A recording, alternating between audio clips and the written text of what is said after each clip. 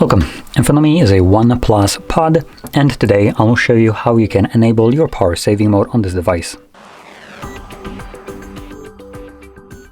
So to get started, let's pull down our toggles by swiping down from the top of our screen. And one of those toggles should be a power saving mode. For me, it is right over here. So once you see it, you can simply tap on it. And that's it. It's now enabled. It gives you this plus inside of your battery to signify that it is right now enabled. And the reason you might be interested in actually seeing it is because power saving mode might cause you delays in delivering mail fetching or notifications, anything that is associated with internet connection. So if you experience such a problem, just know that it's usually caused by the power saving mode.